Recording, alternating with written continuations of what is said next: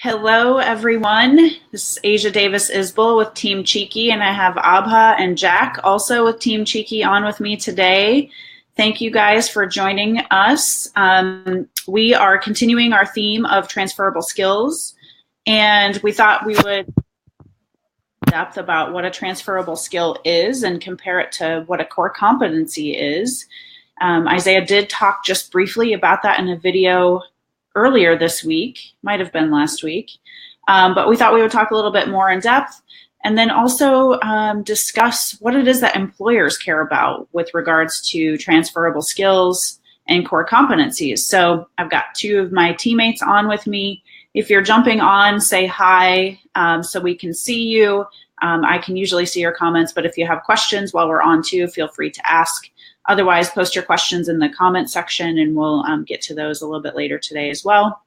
And with that, why don't I'll turn to both of you and you guys tell me who wants to jump in first here, but what exactly is the difference between a transferable skill and a core competency?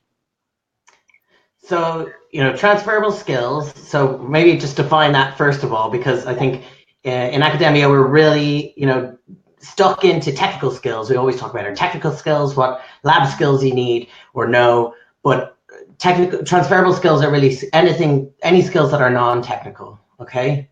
And then your core competencies, if a company's asking you to list out your core competencies, they are kind of also looking for transferable skills, but really you want to narrow right down into the 2 or 3 top transferable skills for that position. So if you're going for, a medical writing position, for example, you don't want to talk, necessarily about your multitasking skills. You want to talk about, your attention to detail, your written communication skills, these sort of transferable skills. Mm-hmm.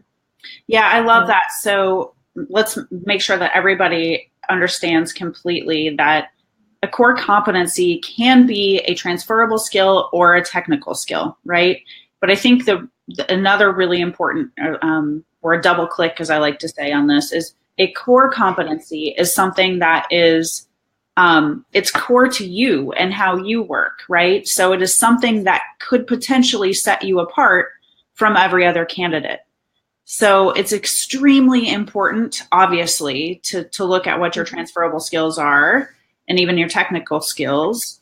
But when it comes to putting together your resume, your LinkedIn, and going to an interview, you're going to want to prepare with what your core competencies are, right? Right. So Abha, why don't we talk a few more minutes about, what it is that employers care about. So with regards to transferable skills or core competencies, what are employers looking for? Right. So thanks for that question, Asia. So actually, I want to reiterate that your core competency, like if I say that I'm a cell and molecular biologist, does that mean that anything that comes under this topic, I'm good at? No. It means that maybe I was good at like micro dissections, or I was good at real-time PCR or some other technique. So that not only becomes my core competency, but I also get to extract what my transferable skill would be from that. Mm-hmm. So for example, if you've done real-time PCR in your life, then you know that you have to be really meticulous, you have to be really careful, you have to be observant, and all of these things will transfer greatly in the industry. So that's what the companies look for, that will you fit in their team with all of these, and then also teach the technical skill when needed. So that's what you have to prepare when you go for an interview and depict on your resume. Yeah. Jack, do you have something to follow up with that? I guess I think about it like that. I mean, if you have 10 people in front of you and every single one of them is very good at qPCR, who are you going to pick for your company? And I'm going to pick the person who not just knows qPCR, they also know how to collaborate. They're great with people. They're great team players. They've got great emotional intelligence. I'm going to pick someone who could show me the value of who they are and what they themselves are going to bring to the team, as well as all the skills. Right. I mean, guys, I've been on the other side of the table. I know I've said this probably a couple of times in previous videos where I have hired people to be on either my team or I've interviewed people to be on other people's teams. And frankly speaking, it's not the technical skills that I really look at from a hiring decision standpoint.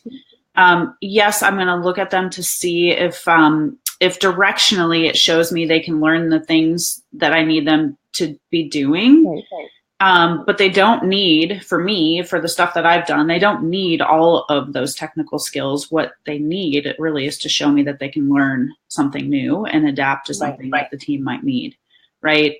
And for the jobs that I've hired people for, cross-functional collaboration was the skill that I needed everybody to have. So that was something I really honed in on a lot. So of course it's going to be different for different types of jobs or different companies within industries. And so maybe we can talk a little bit about that. So how have you guys in the past identified which transferable skills you have that were going to be extremely relevant to a particular job that you were looking at? So how have you identified what's relevant to an employer? Yeah, so I mean, there's loads of different ways there. So look at the jobs that are interesting. If you don't advertise it, into a word cloud, try to the things that are coming up all the time. Also, get a bit of introspection. Sometimes asking someone else, like, what is it about me that, how would you describe me? I know that I'm a people person. So I went for people jobs. I was involved in sales. It's all about relationship building, right? So that's one of my core competencies. And that's how I realized that I wanted to get into that, a role that is really people oriented, because I really understood that is one of my core competencies. So right. I guess, asking someone else it'd be really hard to do your own core competencies. You can get, am I good with people? I didn't realize that, so ask other people, I think, is a really good way to do it as well. Yeah, exactly. Abba, do you have anything to add there? Yes. So I just want to, ask people that how many of you have read the job descriptions where it says, oh, need to stand for 8 to 10 hours. And that used to sound really bizarre to me. I was like, what kind of job as a scientist am I getting into? I need to stand there. Actually, when I asked this question in one of my interviews, they told me that they want us to demonstrate that, are you patient enough? Are you perseverant enough to do that same task for 8 to 10 hours on a particular needed day? I was like, really? That's what it means? So now how do you demonstrate patience on your resume? So the way I came up with that is, if you have done a project for like 3 to 4 years and only gotten results at the end of it, that could show that you were really persistent at pursuing that. Like, sample collection took 3.5 years. You couldn't analyze it before that, but you still wanted to go ahead and do it. And then that would translate to, oh, you would be really good with a particular project or a particular technique in that particular company. So the employer would prefer you as compared to the other candidate.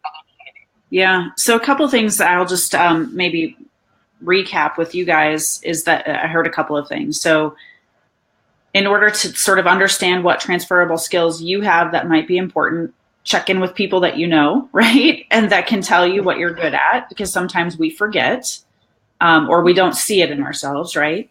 The other thing is looking at job descriptions. Obviously, if an employer is listing something in a job description, they have some inkling of wanting to have that, right, in the person that they're looking for. But sometimes it might not be exactly clear. So, Abba, you asked questions, right? So it's interesting that you were able to do that in an interview and you got a good response like you did. I encourage people to try and figure out some of that stuff before an interview, right? So do these informational interviews that we've talked about before, but that's an incredible way to find out how employers are thinking about what skills are important. So with that, we're going to wrap things up here really quickly, but I think, Jack, did you have something to mention as far as resources on transferable skills?